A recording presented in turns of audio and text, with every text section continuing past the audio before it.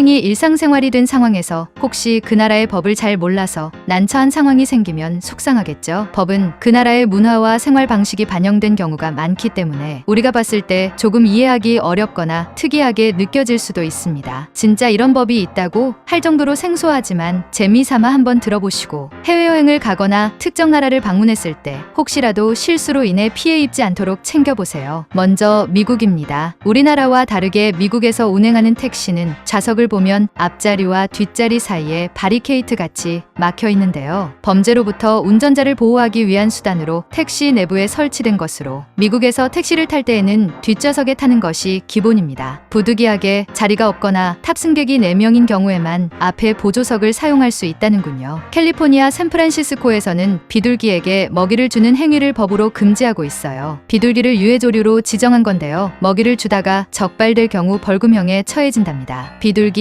먹이 주기 금지는 이탈리아 베네치아 광장 그리고 싱가포르에서도 같은 법이 적용되고 있다니 해당 관광지를 방문했을 때 이를 명심하셔서 억울하게 벌금 내는 일이 없도록 하세요. 두 번째는 독일인데요. 우리는 일상생활에서 예쁜 음식 사진을 SNS에 올리는 사람들이 많지만 독일을 방문했다면 조심해야 해요. 독일에서는 플레이팅된 음식들이 각각 셰프의 작품이라고 생각하기 때문에 무단으로 사진을 찍으면 불법이며 찍은 사진을 온라인 및 SNS에 무단으로 게시할 경우 벌금을 부과할 수 있다고 해요. 패스트푸드 같은 음식은 상관없지만 무심코 식당에서 음식 사진을 찍었다가 벌금을 내지 않도록 주의해야 한답니다. 세 번째는 덴마크입니다. 덴마크에서는 아기의 이름을 부모 마음대로 지을 수 없다는군요. 일부러 이상한 이름을 지어주는 것을 막기 위해서라는데요. 엄격하게 적용하는 장명법이 있다고 해요. 이 장명법에 따라 아이의 이름을 지어야 하는데요. 정부에서 승인한 24,000개의 이름 중 하나를 선택해 지어야 하고 승인된 이름 이외에 특별한 다른 이름을 지어주고 싶다면 따로 정부의 허가를 받아야 한다고 해요. 네 번째는 두바이로 유명한 UAE인데요. 이슬람 문화권인 두바이에서는 공공장소에서 애정행각과 스킨십이 불법입니다. 공공장소에서 키스를 하거나 포옹을 할 경우 체포되고 벌금 또는 구금당할 수 있다는군요. 이외에도 공공장소에서 음악을 크게 틀거나 춤을 추는 행위, 해수욕장 등에서 비키니를 입거나 노출이 심한 옷을 입는 경우에도 벌금은 아니지만 쫓겨날 수 있다네요. 다섯 번째는 태국입니다. 이펀둔주 국가인 태국은 왕실의 권위가 상당히 높은 나라로 국왕과 왕실을 모욕하거나 왕실 국기를 훼손하면 왕실 모독죄로 무거운 처벌을 받는다고 합니다. 2014년부터 전자담배 판매 및 사용을 전면 금지하고 있어요. 벌금형에 처해지는 외국인이 많다고 하니 주의하셔야 해요. 태국에서 엄지척은 상대를 조롱하는 표현으로 혀를 내밀어 메롱하는 것과 같은 의미라고 하니 하지 마세요. 여섯 번째는 그리스입니다. 유적지가 많은 그리스에서 유적지 표기가 있는 곳을 방문할 때는 굽이 높은 하이힐을 신어서는 안 됩니다. 유적지 보호를 위해 2009년 만들어진 법안에 따라 하이힐의 뾰족한 굽이 유적지를 훼손하고 손상시킬 수 있어 착용이 금지되고 있어요. 이외에도 유적지를 훼손할 수 있는 행동들이 금지되고 있는데 음식과 음료수 반입이 금지되며 술을 마신 사람도 입장할 수 없다고 합니다. 일곱 번째, 스위스입니다. 스위스에는 이웃 간 소음 분쟁 예방을 위한 늦은 밤 변기 물 내리기 금지 법안이 있답니다. 스위스의 아파트나 호텔 등 여러 사람이 머무는 건물에서 10시 이후에 변기 물을 내리는 행위는 불법이며 늦은 시간에 남성이 소변을 볼 때에도 소음이 적게 나도록 앉아서 봐야 한다고 하는군요. 여덟 번째는 터키인데요. 터키에서는 운전자의 혈중 알코올 농도가 0.05%가 넘을 경우 운전자를 30km 떨어진 외진 곳으로 데려간 뒤 혼자 걸어서 귀가하는 벌을 내린다고 하는군요. 이 경우 운전자가 벌칙을 잘 수행하는지 경찰이 뒤에서 따라가며 확인한다고 합니다. 아홉 번째는 프랑스입니다. 프랑스에서는 어린 아이들이 케첩을 지나치게 섭취하면 프랑스 전통 요리의 미학을 해칠 수 있다는 이유로 초등학교 식당에서 케첩을 사용하는 것이 금지되어 있다고 해요. 단 학교에서 일주일에 한 번 감자튀김을 먹는 날이 있는데 이때만 케첩을 먹을 수 있다고 하는군요. 오늘 소식은 여기까지인데요. 여행에 도움이 되는 더 많은 정보를 준비해 볼게요.